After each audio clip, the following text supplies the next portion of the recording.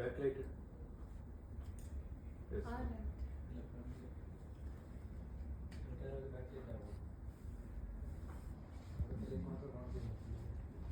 Sit properly here. Sit properly. Ah. Now. Yeah. Right. You are a director. Okay. Yeah. That's it. Your body language should speak about who you are. Okay. അത് തിമിരല്ലേ confidence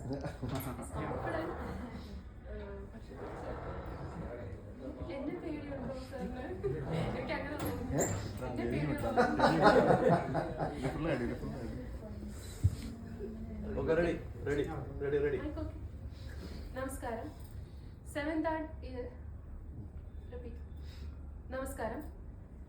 seventh art independent international film festival 2025 സ്വാഗതം.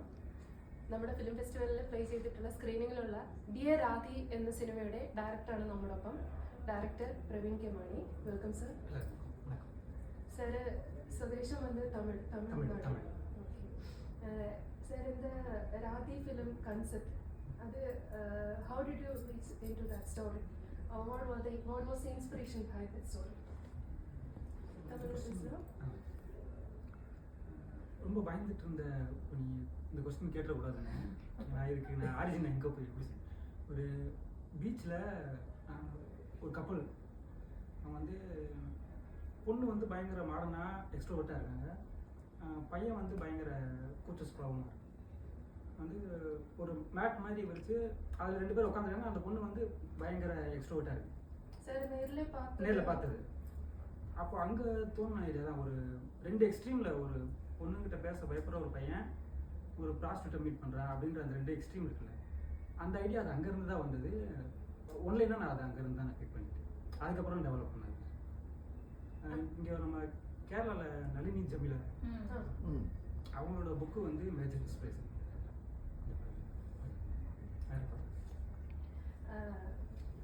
Very different and very bold characters. Rathi Saravana கொஞ்சம் டிமிடா இருக்கு. அப்போ ராதியை இதுல யாரை cost பண்ணது ரொம்ப டஃபா இருந்துச்சு? ஹீரோயின் தான். அப்போ எப்படி ராதி? ஹீரோயின் வந்து மலையாளம் அஸ்லி. ஆடிஷன் எல்லாம் வச்சுதான் ஆடிஷன் வச்சோம். அவங்களுக்கும் ஸ்கிரிப்ட் பிடிச்சிருந்தது. எப்படி இந்த அந்த டிரான்ஸ்போர்ட்டேஷன் இண்டிபெண்டாக படம் பண்ணும்போது அந்த டிரான்ஸ்போர்ட்டேஷன் இந்த அக்காமடேஷன் பிரச்சனைலாம் இருந்தது கொஞ்சம். படத்தோட பூஜை எப்போ தான் அவங்க ஹீரோயினை கன்ஃபார்ம் பண்ணாங்க. அது வரையுமே எனக்கு கன்ஃபார்ம் ஆகும். நாங்கள் ஒரு மாலையை போட்டு நிற்க வச்சுட்டு அஸ்லி உங்களுக்கு நீங்கள் வீட்டில் போய் யோசிச்சுட்டு சொல்லுங்கள், உங்களுக்கு டைம் இருக்குது. இன்கேஸ் உங்களுக்கு ஸ்கிரிப்ட் ஒர்க் அவுட் ஆகலை அப்படின்னா இந்த படத்தில் எனக்காக ஃப்ரெண்ட்லியாக வேறு ஏதாவது ஒரு கேரக்டர் நீங்கள் பண்ணி கொடுங்க அப்படின்னு சொல்லிட்டு தான் பூஜை ஃபோட்டோ வந்து அவங்க ஹீரோயின் கன்ஃபார்ம் ஆகி நிற்கல, நாங்கள் அப்படி சொல்லி எடுத்துக்கிட்டோம். அது பூஜை எப்போ தான் கன்ஃபார்ம் பண்ணாங்க ஹீரோயின். தமிழ்லையுமே நிறைய ஹீரோயின் அப்ரோச் பண்ணோம். இந்த கேரக்டர் பண்ணுறதுக்கு கொஞ்சம் அவங்க கொஞ்சம் ஹெசிடேட் பண்ணாங்க. எப்படி எவ்வளோ நாள் எடுத்துச்சு இந்த house time for from the script is making a picture? ஒரு மேக்ஸிமம் 22 to 25 டேஸில் கம்ப்ளீட்டாக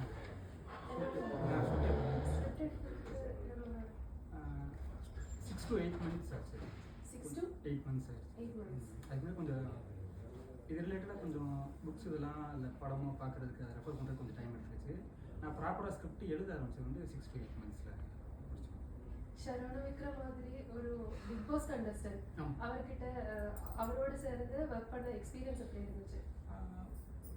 ஒரு சீரியல் ஆர்டிஸ்ட் அவர் பாண்டியன் ஸ்டோர்ஸில். அந்த ஒரு 5 years அவரோட அந்த எக்ஸ்பீரியன்ஸ் இருக்குல்ல, அது பயங்கர ஹெல்ப் பண்ணுது. மோஸ்ட்லி சொல்கிறாங்க அது சீரியல்லேருந்து படத்துக்கு வரும்போது நிறைய டிஃப்ரென்ஸ் இருக்குது, கேஷ் பண்ணாதுன்னு சொல்கிறாங்க. அது எல்லாமே பயங்கர ஹெல்ப் தான் பண்ணியிருக்கு எனக்கு. அவரோட அந்த கம்யூனிகேட் பண்ணுறது இல்லை ஒரு ஷார்ட்டுக்கு அந்த கண்டினியூட்டியாக இருக்கட்டும், அது நம்ம இண்டிபெண்ட்டாக படம் பண்ணும்போது அதான் நம்ம ப்ரெஷர் இருக்கும். ஒரு நம்ம அசிஸ்டண்ட்டை வச்சு நம்ம அந்த கண்டினியூட்டியில் ஃபாலோ பண்ணோம்ல, நம்ம கொஞ்சம் பயம் இல்லாமல் இருக்கலாம். இவர் ஆக்ட் பண்ணுறாரு அப்படின்னா அவருக்கு அந்த கண்டினியூட்டியில் அது ஆட்டோமேட்டிக்காக இருக்குது.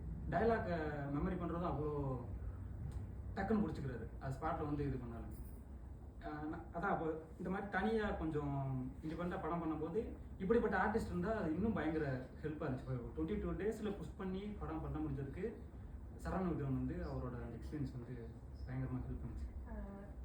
In my opinion, Sharavana and Rathi, not only them, everyone was brilliant in that, and especially the villain. Can you say something about his casting? Villain வந்து ஒரு Different ஆக்டிங் ட்ரெயின் பண்ணுறவர். Oh. இப்போ மதராசின்னு படம் சிவகார்த்தியன் சார் பண்ணியிருக்காரு. அவரோட particular சிவகார்த்தியனோட அந்த character இருக்குல்ல, அந்த ரகு கேரக்டருக்கு வந்து இவர் தான் ட்ரெயின் பண்ணார் அந்த டெலிஷனல் கேரக்டருக்கு. Oh. அவர் வந்து என்எஸ்டியில் படித்தவர், ஆக்டிங் படித்தவர், ஆக்டிங் கோச்சாக இருக்காரு. நாங்கள் அப்படி தான் நாங்கள் அப்ரோச் பண்ணோம். இப்போ சார் மாதிரி புது ஃபிலிம் மேக்கர்ஸ் உங்களுக்கு எப்படி இருந்துச்சு? சேலஞ்சஸ் என்னென்ன ஃபேஸ் பண்ணியிருக்கீங்க? ஒரு ஃபிலிம் ப்ரொடியூசர் கிடைக்கல, அதுதான் இப்போ எடுத்ததுக்கப்புறம் நம்ம அந்த டிஸ்ட்ரிபியூட்டர் ஷோலாம் நம்ம போட்டு காட்டுவோம்ல, அதில் பயங்கர பாசிட்டிவாக ஒப்பீனியன் வருது.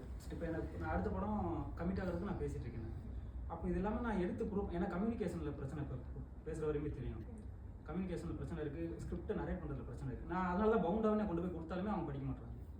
ഒരു റിക്വസ്റ്റ് ആണ് அதனால கொஞ்சம் கன்சிடர் பண்ணாங்கன்னா அது പിന്നെ എന്താണ് സാറിൻ്റെ ഇനി പ്രയർ സോറി സാർ ഇൻസ്പിറേഷൻ ആരായിരിക്കും ഫിലിം മേക്കിങ്ങിൽ? நிறைய பேர் இருக்காங்க. எனக்கு ഏറ്റവും ഇഷ്ടപ്പെട്ട ഒരു ഇൻസ്പിറേഷണൽ പേഴ്സൺ டேவிட் ஃபின்ச்சர் இருக்காரு, ஸ்டான்லி குப்ரிக் சார்.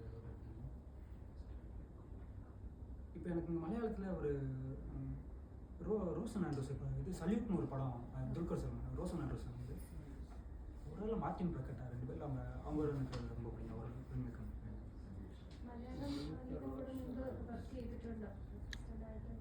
இல்லை இதுக்கு முன்னாடி ஒரு அது தமிழ் படம் தான், இறுதி பக்கம்னு ஒரு படம் அமேசான் பிரைமில் ரிலீஸ் ஆகிருந்தது.